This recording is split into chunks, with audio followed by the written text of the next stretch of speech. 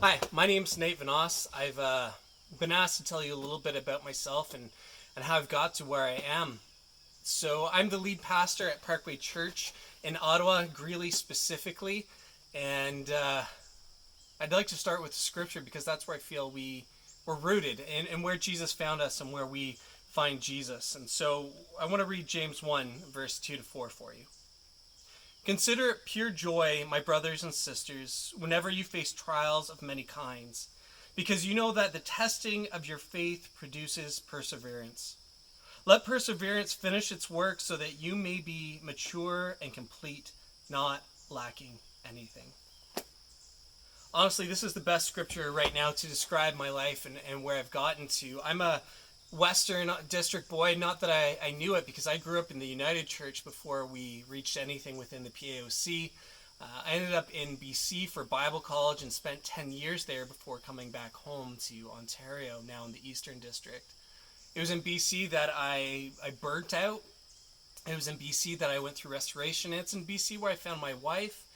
And it's in BC where I tried to almost not run from my calling, but I wasn't finding opportunity. I wasn't finding leading. I was facing, we'll call it trials and patience, um, because I looked at anything from being a lawyer to going into welding. But as I've heard it said before, if you can do anything else other than ministry, do it. But every time I tried, I cycled back. It was if I'm going to be in welding, then this would kind of be my hours. These were the things I could do at the church, and I could volunteer. And it was just very cyclical to get back into ministry.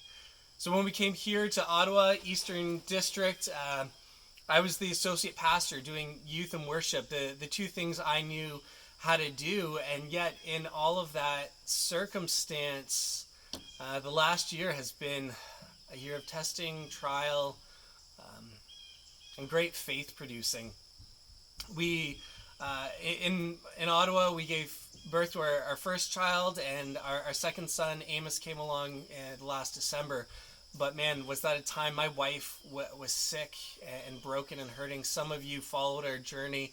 Um, the pregnancy didn't go as well. Once our son Eli was born, he spent 2 months at CHEO, the Children's Hospital of Eastern Ontario. Once he came out, we kind of got ourselves settled at home. Our lead talked about retirement, and then COVID hit. And in COVID, our lead retired, and I became the interim lead. And in July, I was voted in as the lead pastor at Parkway, which I am joyful for. And while my face might not show it, it's because right now we're tired.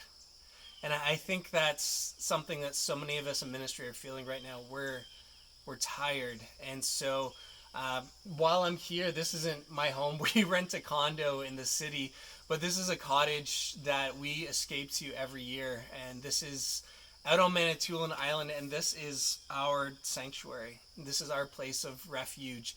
And I cannot stress enough that you need to make time in your schedule to find a place like this where you can just go and escape for a week or two and let God speak again. Let the city disappear. Let the cell phone signal go away. Spend time with your family. Spend time with God. It has been really the thing my family looks forward to most each year.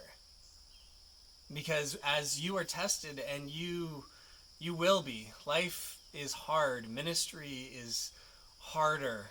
I mean, the stats in the States right now, I think 1,500 pastors step away each month because they are just tired and burnt and not able to persevere.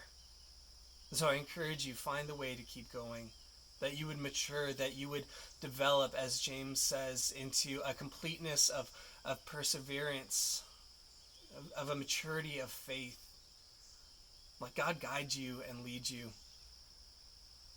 Again, my name's Nate Venasse. I'm a 36-year-old pastor in Ottawa, trucking through the same trenches as you, looking to figure out how do we do this in COVID?